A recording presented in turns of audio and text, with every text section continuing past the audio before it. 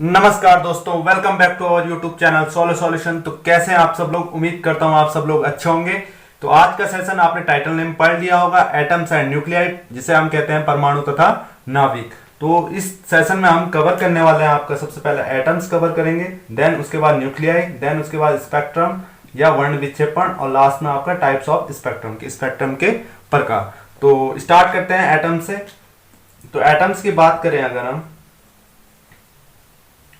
Atoms की बात करें तो एटम्स को बोलते हैं, सबसे पहले हिंदी में बात कर लेते हैं, परमाणु। ठीक है, तो परमाणु की अगर बात करें तो सन 1803 की बात करते हैं। 1803 की बात करें या इससे पहले की बात करते हैं, तो पदार्थ जो होता है आपका, जो मैटर होता है आपका, जो मैटर होता है आपका, ठीक है, वो मैटर जो होता है वो अनेक छोटे छोटे कणों से मिलकर बना होता है। किससे मिलकर बना होता है? पार्टिकल से मिलकर बना होता है। किस चीज से? पार्टिकल से। और ये जो पार्टिकल हैं, इसी को कहा गया, क्या कहा गया? मॉलिक्यूल। इसको ही मॉलिक्यूल कहा गया। ये तो आपका कण हो गया और ये आपका अणु हो गया। तो जो पार्टिकल हुआ, पार्टिकल मतलब कण जो होते हैं, छोटे छोटे कणों से मिलकर आपका मैटर बनता है ना, तो वो जो पार्टिकल है आपका, उसको हमने क्या कहा? मॉलिक्यूल कहा। तो अणु का ऐसा टाइम आया, एक टाइम ऐसा आया अणु को, कि उसको अविभाज्य कहा गया। अब इसको अविभाज्य क्यों कहा गया? इसको अविभाज्य मतलब अनकटेबल कहा गया, क्योंकि सबसे छोटा जो मॉलिक्यूल होता है वो आपका क्या होता है? अणु होता है। सबसे छोटा मतलब सबसे छोटा जो पार्टिकल होता है, जो सबसे छोटा पार्टिकल होता है, वो आपका किसको कहा गया? मॉलिक्यूल को कहा गया। ठीक है, मॉलिक्यूल को कहा गया। तो बाद में क्या हुआ कि अणुओं को उससे छोटे कणों में तोड़ा गया। जो आपका मॉलिक्यूल था उसको छोटे छोटे किस में तोड़ा गया? पार्टिकल में। और जो पार्टिकल में तोड़ा गया, उन्हीं पार्टिकल को हम क्या कहते हैं? एटम्स कहते हैं। उन्हीं पार्टिकल्स को हम क्या कहते हैं? एटम्स। तो डॉल्टन हमारे साइंटिस्ट जो हैं, उन्होंने 1803 में कहा था, डॉल्टन का परमाणु सिद्धांत आया था, तो उन्होंने कहा, अपना जो नियम दिया था, उन्होंने कहा प्रत्येक पदार्थ, प्रत्येक जो पदार्थ होता है, प्रत्येक पदार्थ छोटे छोटे कणों से मिलकर बना होता है, और उन्हीं कणों को हम क्या कहते हैं? एटम्स कहते हैं। सिंपल सी डेफिनेशन है आपकी। ठीक है, तो परमाणु का सबसे छोटा जो पार्टिकल होता है, कण होता है, वो आपका मॉलिक्यूल होता है। उसके बाद फिर रिसर्च हुई, देन उसके बाद इसके जो सब पार्टिकल आए, सब पार्टिकल में देखा गया, मतलब 1897 की अगर हम बात करते हैं, तो 1897 में इलेक्ट्रॉन की खोज हुई। किसकी? इलेक्ट्रॉन की खोज हुई। तो पहले इसे रब कर लेते हैं, फिर अच्छे से समझते हैं।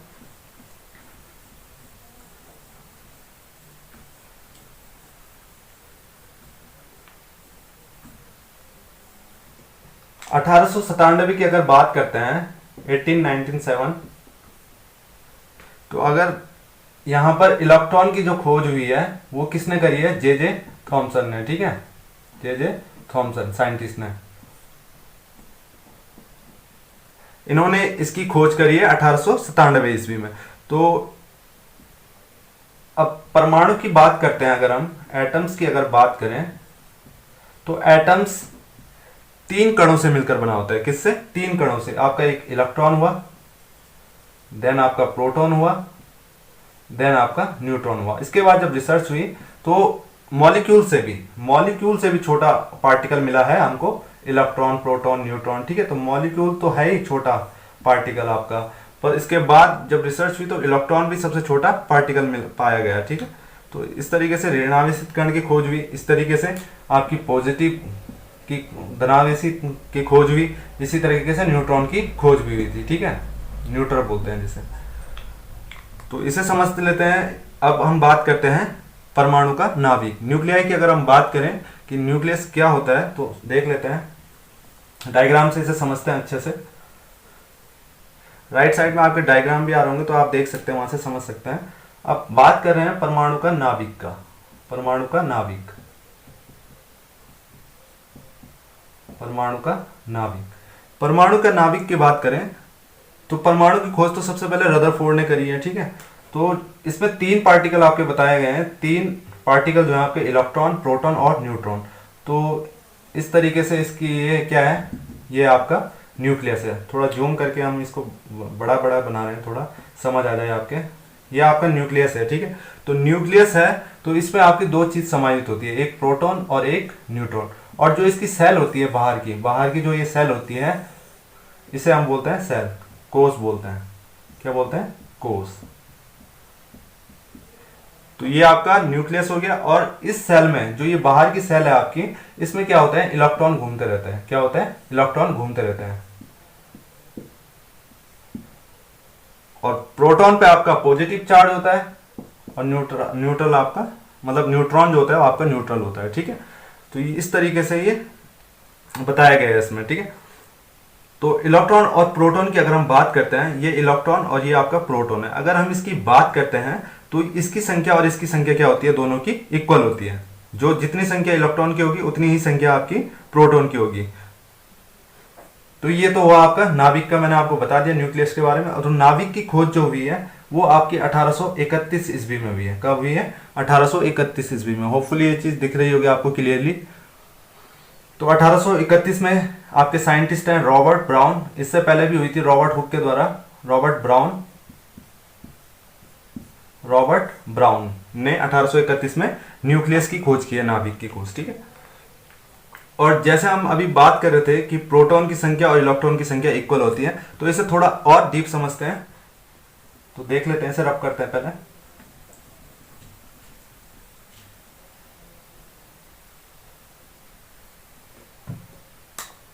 अब प्रोटॉन की अगर हम बात कर रहे हैं, प्रोटॉन और दूसरा है आपका इलेक्ट्रॉन, तो इसकी संख्या जो है वो इक्वल होती है। तो समझ लेते हैं एलिमेंट के थ्रू। जैसे 1h1 हुआ आपका और दूसरा आपका 2He4।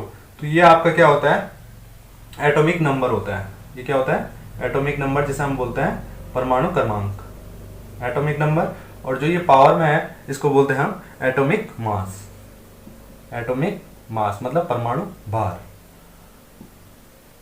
ये आपका परमाणु भार होता है और ये आपका परमाणु क्रमांक होता है।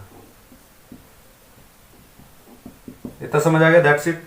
ठीक है, तो अब इसकी बात करते हैं 1h1 की। तो 1h1 जो न्यूक्लियस है यहाँ पर, इसका जो नाभिक है इस परमाणु का, ये है यहाँ पर।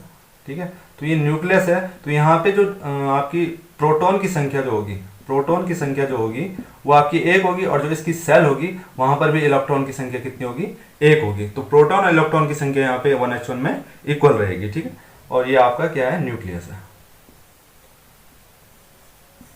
दूसरा एग्जांपल है आपका 2He4, हीलियम की अगर हम बात करें तो हीलियम में भी कुछ इस तरीके से होता है आपका। ये आपका क्या है, न्यूक्लियस है। इसमें आपके इस तरीके से ये क्या है, 2 आपके इसमें प्रोटॉन की संख्या होगी पॉजिटिव चार्ज और 2 आपके न्यूट्रॉन की है इसमें। ठीक है, जो कि आपका न्यूट्रल है। और इसकी जो सेल होगी बाहर की, तो बाहर की जो सेल में होंगे आपके, इसमें भी कितने इलेक्ट्रॉन होंगे, 2 इलेक्ट्रॉन होंगे इसकी बाहरी सेल में। ठीक है, तो ये देखो आप देख सकते हैं यहाँ पे प्रोटॉन की संख्या जो है वो 2 है और यहाँ पर जो इसकी सेल में 2 इलेक्ट्रॉन की संख्या दिख रही है। तो मैं वही चीज समझा रहा हूँ कि जो प्रोटॉन की संख्या होती है वही आपकी इलेक्ट्रॉन की संख्या होती है, मतलब दोनों की संख्या क्या होती है, बराबर होती है। तो इस तरीके से इसमें क्या हुई, अनेक वैज्ञानिक आए और अपने अपने परमाणु मॉडल प्रस्तुत किए। और परमाणु मॉडल जो प्रस्तुत किए वो आपके एटम्स के जो आपकी प्रॉपर्टीज हैं उसके अकॉर्डिंग ही मतलब परमाणु मॉडल दिए गए। तो अगर हम इसके साइज की बात करें, करते हैं तो साइज और इसके आवेश की बात करें अगर हम, और द्रव्यमान की बात करते हैं, तो ये भी देख लेते हैं थोड़ा सा। अगर बात करें कि इलेक्ट्रॉन का अगर आवेश की बात करते हैं, इलेक्ट्रॉन पे आवेश कितना होता है, चार्जेस जो होते हैं इसमें, वो होता है इसकी वैल्यू 1.6 इंटू 10⁻⁹ कूलाम। ये आपने पढ़े होंगे 11th-12th में। और इसका अगर द्रव्यमान की बात करते हैं तो द्रव्यमान होता है इसका 9.1 इंटू 10⁻31 kg। और अगर हम इसकी साइज की बात करते हैं, किसकी, आकार की अगर बात करें, तो 1 एंगस्ट्रॉम इक्वल टू होता है आपका 10⁻10 मीटर। इस तरीके से ये छोटी छोटी चीजें वैल्यू आपको ये याद रखनी, एग्जाम में आ सकते हैं। तो बढ़ते हैं, और जो आपका ये परमाणु मॉडल प्रस्तुत हुए हैं, जैसे टॉमसन का परमाणु मॉडल आया था, रदरफोर्ड का अल्फा परिकिरणन आया, फिर देन उसके बाद परमाणु का बोहर मॉडल आया। तो इस तरीके से परमाणु मॉडल प्रस्तुत किए गए। तो अगर आपको इस टॉपिक्स पे अगर वीडियोस चाहिए तो आप कमेंट सेक्शन में कमेंट कर सकते हैं, देन उसके बाद हम इसके ऊपर वीडियो लेकर आएंगे आपके लिए। ठीक है, तो कंटिन्यू करते हैं। इसके बाद था हमारा स्पेक्ट्रम। तो स्पेक्ट्रम समझते हैं बिना टाइम वेस्ट किए। राइट साइड में आपको डायग्राम दिख रहा होगा, तो आप देख सकते हैं, वहां से समझ सकते हैं डायग्राम को अच्छे से, क्योंकि व्हाइट बोर्ड पे क्लेरिफाई नहीं हो सकता अच्छे से। ठीक है, जो आप टॉपिक में कवर करने वाला हूँ स्पेक्ट्रम को। ठीक है, स्पेक्ट्रम।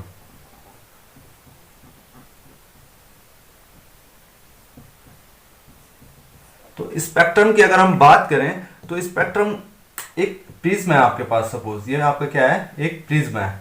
अब ये आपका क्या है, प्रिज्म है। ठीक है, प्रिज्म में क्या होता है, अगर हम यहां से व्हाइट रेस को अगर पास करवाते हैं, इसमें से प्रिज्म से अगर हम व्हाइट रेस पास करवाते हैं, मार्कर को इग्नोर करना, आप कहीं ये कह रहे हैं कि ये ब्लू है तो आप व्हाइट कह रहे हो। ठीक है, इस तरीके से कहीं होते हैं, कई बच्चे हैं जो ऐसे कमेंट करेंगे। तो व्हाइट यहाँ पे लाइट है आपकी, तो व्हाइट लाइट जैसे मैंने पास थ्रू करवाई किसी से प्रिज्म से, तो प्रिज्म से पास थ्रू करवाई, तो यहां से आपका क्या होगा, आपका एक बैंड तैयार होगा। ठीक है, जिसमें कि आपको विभिन्न प्रकार के कलर देखने को मिलेंगे। ठीक, तो यहां से ये क्या हुआ, 7 कलर में डिवाइड हो चुका है। कितने में, 7 कलर में, 7 कलर में डिवाइड, 3, 3, 6 और 1, 7। तो यहां से आपको क्या मिलता है, विबग्योर कलर प्राप्त होता है।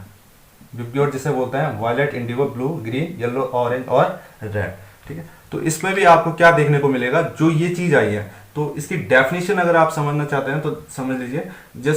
जैसे ही जब श्वेत प्रकाश को किसी प्रिज्म से गुजारा जाता है, जब किसी श्वेत प्रकाश को किसी प्रिज्म से गुजारा जाता है, और प्रिज्म से गुजारने के बाद जो अपने घटक रंगों में बंट जाता है, या हम बोल सकते हैं रेगुलर एरे में जो प्रेक्षित होता है, उसको ही हम इस अरेंजमेंट को ही हम क्या कहते हैं, स्पेक्ट्रम कहते हैं। तो होपफुली ये समझ आया होगा। डायग्राम आप देख सकते हैं राइट साइड में, ये आपका प्रिज्म है। इतना समझ आ गया, तो अब कंटिन्यू करते हैं। इसमें देखते हैं एक चीज हुआ कि जो ये चीज है, जो इसकी गुण है, जो इसकी प्रॉपर्टीज है, इसमें क्या क्या देखने को मिलती है हमें। जैसे हम बात करें वेवलेंथ की बात करते हैं, अगर हम तरंग दैर्ध्य की बात करें, एक तो इसका ये गुण पाया जाता है इसमें। ठीक है, दूसरी चीज जो हम बात करें, इसकी एनर्जी की बात करते हैं, फोटोन एनर्जी की अगर हम बात करें। तीसरा इसमें जो गुण पाया जाता है, प्रॉपर्टीज पाई जाती है, वो आपकी होती है फ्रीक्वेंसी। तो आवृत्ति देखने को मिलती है इसमें आपको, आवृत्ति के अकॉर्डिंग जो इतने सारे कलर हैं आपके, और इसमें ऊर्जा, फोटोन ऊर्जा की अगर हम बात करें, और इसमें तरंग दैर्ध्य की बात। ठीक है,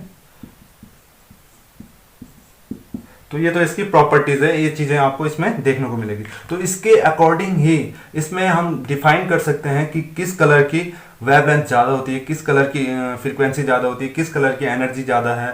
तो ये आप चीज समझ लेते हैं। और राइट साइड में भी आपको टेबल दिख रही होगी, तो वहां से भी आप बाकी के कलर को देख सकते हैं, उसकी वेवलेंथ, फ्रीक्वेंसी, एनर्जी वगैरह आप नोट डाउन कर सकते हैं वीडियो को पॉज करके। बाकी की जो 2 कलर है मैं आपको समझा देता हूँ, जो एग्जाम के लिए काफी इंपॉर्टेंट है आपके लिए। तो वो है आपके, जैसे एक तरफ हम लिख सकते हैं वायलेट कलर की अगर हम बात करें, 2 कलर है ना आपके। विबग्योर की अगर हम बात करें,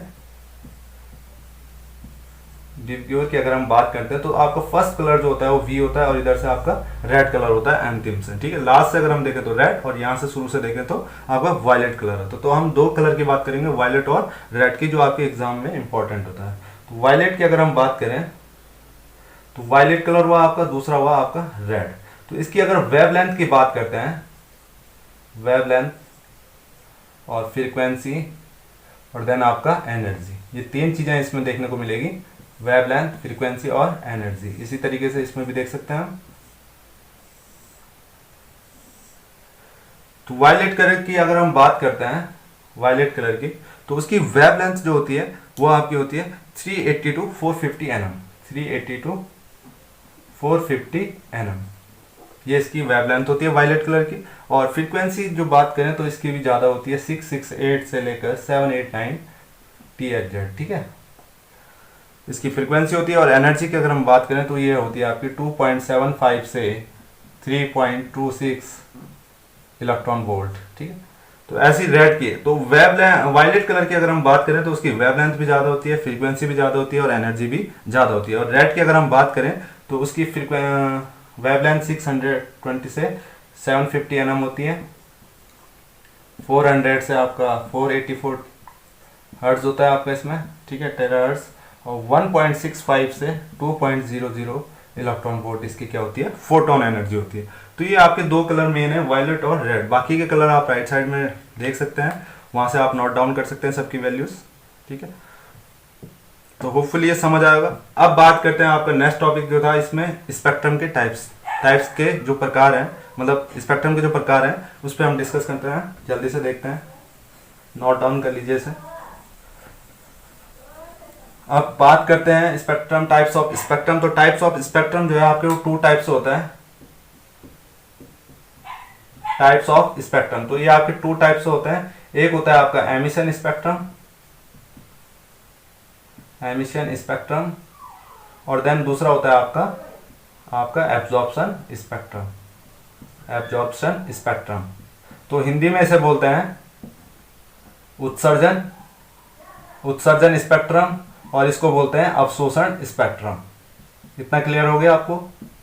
ठीक है, तो सबसे पहले देख लेते हैं इस एमिशन स्पेक्ट्रम की। अगर हम बात करें, मार्कर चेंज कर लेते हैं, पहले एमिशन स्पेक्ट्रम की बात करते हैं।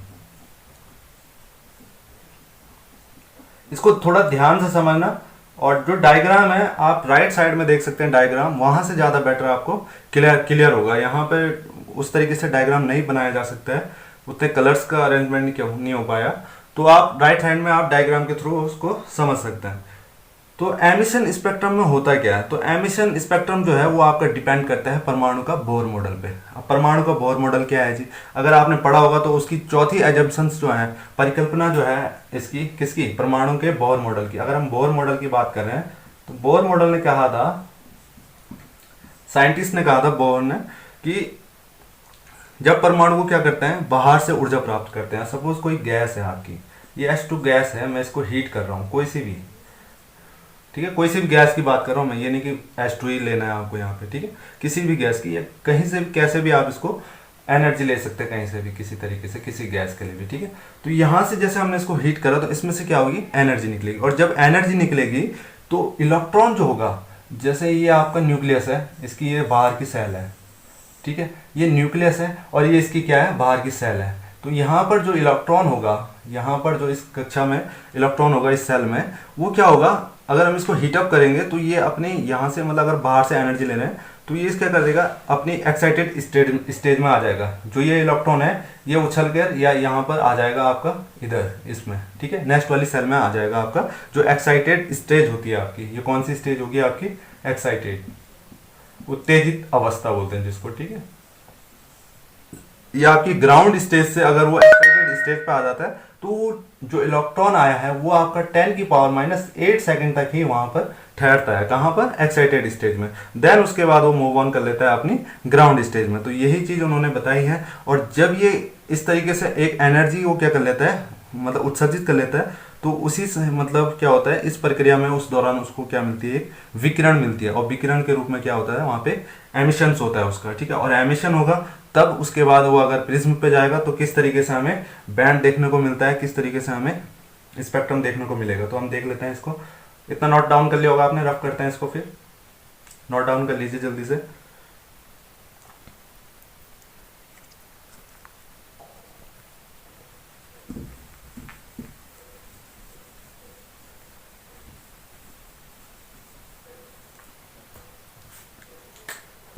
एमिशन स्पेक्ट्रम, ठीक है। तो एमिशन स्पेक्ट्रम हमने बता दिया कि किस तरीके से उसने एक विकिरण को एमिशन किया, ठीक है। अब विकिरण को जब एमिशन किया तो हम पहले नॉर्मल, अगर हम प्रिज्म लेते हैं और एक वाइट रेस को अगर हम इसमें गुजार रहे हैं, वाइट रेस को, ठीक है, ये आपका यहाँ पर पर्दा है आपका, ये यहाँ पे, ठीक है, स्क्रीन है, यहाँ पे ये आपकी स्क्रीन है जिसमें कि आपको 7 कलर आपको दिख रहे हैं, ठीक है। तो ये 7 कलर जो दिख रहे हैं इस तरीके से, ये आपकी वाइट लाइट हो गई, ठीक है, वाइट लाइट। तो इस तरीके से जब हमने किसी प्रकाश पुंज को हमने प्रिज्म से गुजारा तो 7 पार्ट्स में वो डिवाइड हो गया, हमको 7 पार्ट्स में स्क्रीन में आपको कलर देखने को मिले। तो वो इस तरीके से आपको कलर देखने को मिलते हैं। इधर आपका क्या होगा, ब्लैक होगा पूरा, ये ऑल ब्लैक होगी पट्टी। आप राइट साइड में डायग्राम देख सकते हैं, और इस तरीके से भी इधर ये क्या होगा, ब्लैक होगा, ठीक है। और ये ब्लैक होगा तो जो आपका रेनबो की अगर हम बात करते हैं, इंद्रधनुष की, तो आपको कलर जो होगा आपको, जैसे यहाँ पे आपका मतलब विवग्योर आता है ना, इस तरीके से विवग्योर सीरीज आती है, अरेंजमेंट जो आता है वो इस तरीके से आता है विवग्योर का, ठीक है, शॉर्ट ट्रिक है इसकी। तो ये दो कलर की अगर हम बीच की बात करते हैं, उसमें लाइन नहीं दिखाई देगी आपको, उसमें आपको क्या नहीं दिखाई देगी, लाइन। उसमें जो दो कलर होते हैं वो क्या होते हैं, मर्ज होते हैं। दो कलर क्या होते हैं, मर्ज होते हैं। तो आपको पता नहीं चलता उसकी स्ट्रेंथ कहाँ तक है। तो कलर यहाँ से भी यहाँ तक भी हो सकता है इसका, ठीक है। जैसे वायलेट कलर चल रहा है तो उसकी स्ट्रेंथ आपको देखने को नहीं मिलती है, वो इस तरीके से मर्ज होता है, ठीक है। ऐसे ही दो कलर के बीच, अगर इंडिगो और ब्लू के बीच बात करें तो यहाँ पे भी आपको लाइन नहीं दिखाई देगी, आपको कलर इस तरीके से दिखाई देगा, ठीक है। तो लाइन नहीं दिखती है इसमें, इस तरीके से ये कलर होगा, इसमें मर्ज हो रखे होंगे आपस में दो कलर, ठीक है। तो इस तरीके से तो आपका ये बोलते हैं। तो इसी चीज को मतलब एक कंटिन्यूस, मतलब ये फिर वायलेट है पहले, फिर इंडिगो, फिर देन ब्लू, फिर ग्रीन, फिर येलो, फिर ऑरेंज, फिर रेड। तो ये आपका क्या कहलाएगा, आपका कॉन्टिन्यूस स्पेक्ट्रम कहलाता है। आपका क्या कहलाता है, कॉन्टिन्यूस स्पेक्ट्रम। ये क्या होता है आपका, कॉन्टिन्यूस स्पेक्ट्रम होता है। अब कॉन्टिन्यूस स्पेक्ट्रम आपको समझ आ गया। तो हम एमिशन स्पेक्ट्रम की हम बात कर रहे हैं। तो एमिशन स्पेक्ट्रम, इसमें क्या होता है, जो H2 गैस रखी है जिसको हमने हीटअप किया है, और जहां से हमको क्या मिली है, एक विकिरण मिली है। और विकिरण मिली है, यहाँ पर सपोज कोई एक H2 गैस थी, इस तरीके से मैं थोड़ा बना लेता हूँ डायग्राम, ठीक है। ये व्हाइट रेज यहाँ से जैसे गई तो इसके कुछ मॉलिक्यूल्स होंगे। तो इसमें से क्या हो, अभी मैंने बताया आपको, इसमें से मॉलिक्यूल है, यहाँ से आपको एक विकिरण मिलेगी। क्या मिलेगी, विकिरण मिलेगी। जो इलेक्ट्रॉन अभी बनाया था, जो संरचना बनाई थी, जो एक्साइटेड स्टेज में गया और वहां से हमको क्या प्राप्त हुई, विकिरण रेज प्राप्त हुई वहां से। तो वो जैसे ही प्रिज्म पे जाती है तो वो 7 पार्ट्स में आपका डिवाइड हो जाएगा गिब्योर में, ठीक है। अब गिब्योर का जो आपको बैंड दिखने को मिलेगा वो किस तरीके से देखने को मिलेगा, तो मैं उसको समझा देता हूँ। राइट साइड में आपका डायग्राम है, वहां से भी आप समझ सकते हैं। जो है आपको ये ब्लैक दिखने लग जाएंगे, ये पूरे कलर के आपको ब्लैक दिखने लग जाएंगे। और ये लाइंस है, ये वायलेट कलर है, ये इंडिगो, और ये ब्लैक, ये ग्रीन, ये येलो, ये ऑरेंज, और ये आपको रेड। इस तरीके से आपको कलर देखने को मिलेगा। तो यही आपका क्या है, एमिशन स्पेक्ट्रम है। अब बात करते हैं हम एब्जॉर्प्शन स्पेक्ट्रम की, जल्दी से बिना टाइम वेस्ट किए। ओके, एब्जॉर्प्शन स्पेक्ट्रम की बात करते हैं। एब्जॉर्प्शन मतलब होता है आपका अवशोषण स्पेक्ट्रम, ठीक है। तो अवशोषण स्पेक्ट्रम की बात करें तो यहाँ पर आपका ये प्रिज्म है, इस तरीके से यहाँ पर एक व्हाइट रेज जा रही है, और यहाँ पर आपके गैस, कोई भी गैस है, ठीक है। ये आपकी सपोज H2 गैस है, ठीक है। तो H2 गैस यहाँ से प्रिज्म से होकर गुजरेगी, तो यहाँ से आपको इस तरीके से स्क्रीन में आपको 7 कलर देखने को मिलेंगे, ठीक है। तो आप राइट साइड में डायग्राम देख सकते हो, वहां पे आपको अच्छे तरीके से समझ आ जाएगा।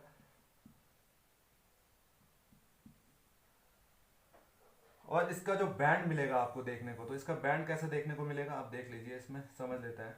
ये आपका क्या हो गया, विबग्योर हो गया। विबग्योर मिलेगा ना आपको, विबग्योर कलर, रेनबो का कलर मिलेगा आपको, ठीक है। तो इसमें आपको ये ब्लैक देखने देखने को मिलेगा आपको। क्या, ये जो ये है, ये आपको ब्लैक देखने को मिलेगा। और जो इसके बीच में है, इसमें वायलेट वायलेट कलर देखने को मिलेगा, इसमें इंडिगो कलर देखने को मिलेगा, इसमें ब्लू कलर देखने को मिलेगा, और इसमें बीच में क्या रहेगा, आपका ब्लैक रहेगा। तो इसको आप ऐसा समझ सकते हैं कि अब जो आपका एमिशन स्पेक्ट्रम के एक दूसरे के क्या होते हैं, पूरक होते हैं, ठीक है। तो ये चीज़ अगर आपको समझ आए, अगर आपको ये वीडियो पसंद आया तो हमारे वीडियो को लाइक करें, शेयर करें तथा कमेंट करें, और ज़्यादा से ज़्यादा शेयर करने की कोशिश करें। और अगर हमारे चैनल पर फर्स्ट टाइम आए तो हमारे इस चैनल को सब्सक्राइब करें और बेल आइकन जरूर प्रेस करें, जिससे कि हमारी न्यू वीडियो का नोटिफिकेशन सबसे पहले आपको देखने को मिले, ठीक है। तो मिलते हैं नेक्स्ट वीडियो में। Thank you so much, love you to all.